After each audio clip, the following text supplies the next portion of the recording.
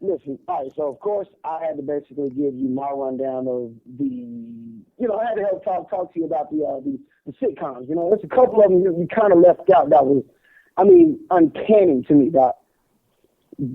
First off, man, the Jamie Foxx show. The Jamie Foxx show. That was a very good show. That's one of those shows. A lot of the younger shows, you can't talk about them with the old school TV shows, but Jamie Foxx and Martin, all of those could be, in the conversation with the greatest sitcoms of all time.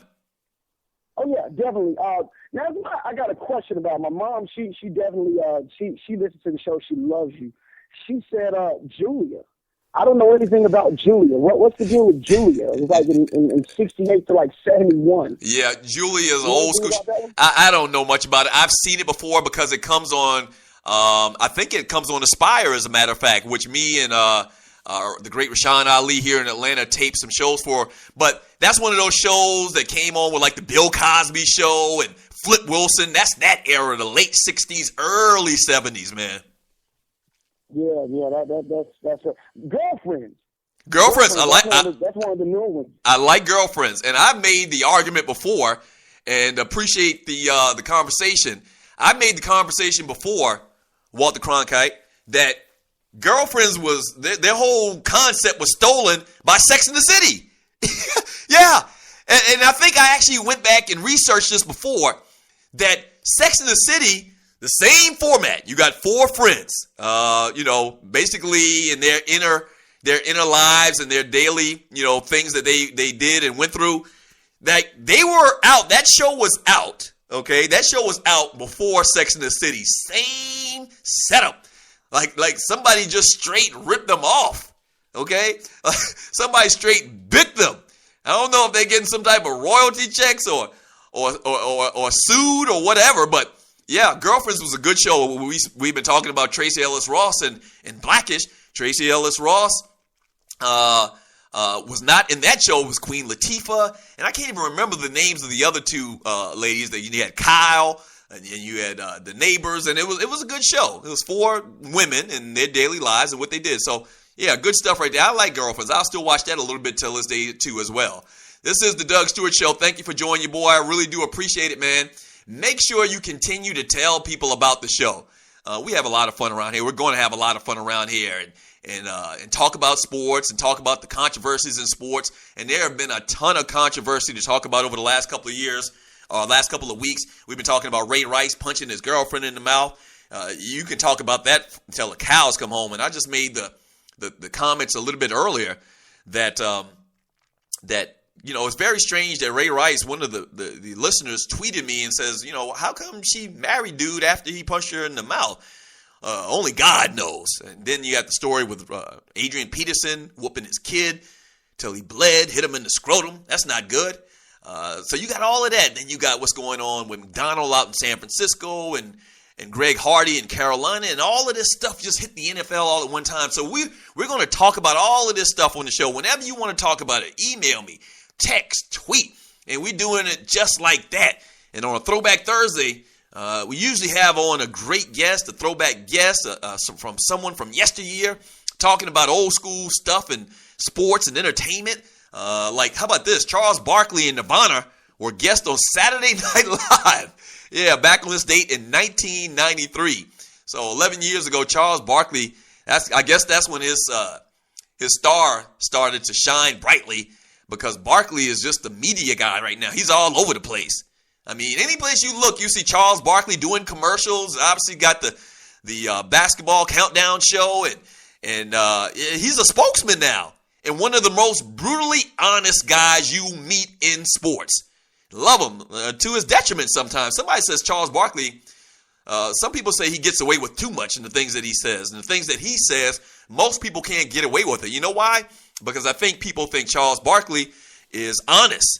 He's not a hater. He doesn't have a lot of malice in his heart. He's just honest, and that's how he really feels. And Charles Barkley gets along with everybody. Love Charles Barkley. Absolutely love Charles Barkley. 98% of the time, I agree with Charles Barkley on his thoughts and views on whatever's going on.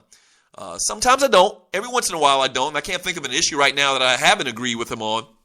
But 99% of the time, I agree with Charles Barkley and his thoughts on, stories, big stories, and what's going on in the world, issues. So, yeah, Charles Barkley is that dude. Barkley, here's a email or text or tweet from Jeremy Butler. He says, true, Barkley's honesty comes through. And that's the big thing. A lot of times, one person can say, appreciate the tweet, Jeremy. A lot of times, one person can say something, and you just say, man, that's BS. I mean, that's just BS. He just BS, and he just fronting, grandstanding. And there's a lot of people like that that's in media. And I mentioned one of the guys yesterday that grandstand and just say something and you know that it's fake and you know that it's not real. I don't get that sense with Charles Barkley. The sense I get with Charles Barkley is he's honest and he's genuine. And he's not, like I said, he doesn't have malice in his heart. So I think that you can accept Charles Barkley saying something much more than you can accept someone else saying it that doesn't say it with the same fervor. And that's exactly the category that you put Charles Barkley in. Here's a email or a tweet from Open Thinking Dude podcast, still listening in Netherlands. Political correctness sucks. That's right. I agree with you. Political correctness sucks. Okay? If you're a good person and you're genuine, I think that shines through. The fact that you can't say this and you say it one way and people take it the wrong way when they know good and well what your intentions are, I hate that. And in 2014, there's a ton of that. There's a ton of that. And political correctness is just like a foreign word on this show. All right? I don't want you calling up here bashing people and being ugly. Or tweeting and saying ugly things, and they attach the Doug Stewart Show name behind it. But if you keep it real and you're honest and you're not lying and it's your real opinion, I'm going to let you do that, man. I'm going to let you do that, okay? I'm going to let you do that. I don't want you calling up here with all kind of racial talk and racial conversation. That's a real slippery slope. Trust me, somebody that knows it, that worked in radio and got emails from if we are talking about one group of people and another group of people call up hating you, it's very delicate. You have to tread that water very delicate. Okay. Bottom line is people know me. People know that I'm gonna keep it real and that I love everybody. If you don't do nothing to me, okay, if you don't do nothing to me or my family, I got no problem with you. I don't care where you're from or your station in life. Or what color you are. You can be green, orange, or yellow. It don't matter to me, okay? And that's the way I want this show to be.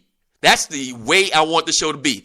You can keep it real. We will keep it real on the Doug Stewart Show. You better believe that, all right? Every single day, Monday through Friday from 11 to 1, talking Throwback Thursday, talking about Jameis Winston, talking about Drew Brees, favorite sitcoms of all times. We talk about it all.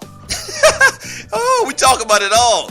Controversies. That's what we do around here. Listen, man, if you'd like to work with me and like for me to sponsor your show or you be a sponsor for us, we'd love to work with you. Email me, Doug@thedougstewartshow.com. Hit me up on Instagram. Hit me up on Twitter if you're a fan of the show. Continue to pass the word. Tell one. Tell two people. That's all I ask. Not one. Scratch off one. Tell two people or more about the Doug Stewart Show Monday through Friday from 11 to 1. The biggest guest, the most fun in the world. I told you we're going to do comedians every Friday. Have them on for a couple of minutes. This Friday we're going to talk to the great Lav Love. That's right, comedian extraordinaire from ATL. Man's been on some big things. He's a big-time comedian. So he's going to come on and talk about his sports teams and tell a couple of jokes probably. So we'll do that on Friday, tomorrow, on a funny Friday. A funny football Friday, whatever you want to call it. We're talking all football tomorrow, obviously, with what's going on in college football on the weekend and the NFL coming up.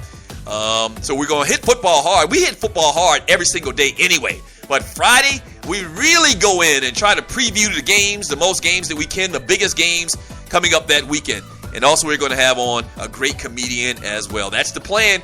Thank you very much to my producer, Walter, who's off site. Thank you very much to Tree. The Tree of Life. So positive. Thank you, Tree, so much for everything you do with the show. Continue to tell people and pass the word. It's the Doug Stewart Show. Peace.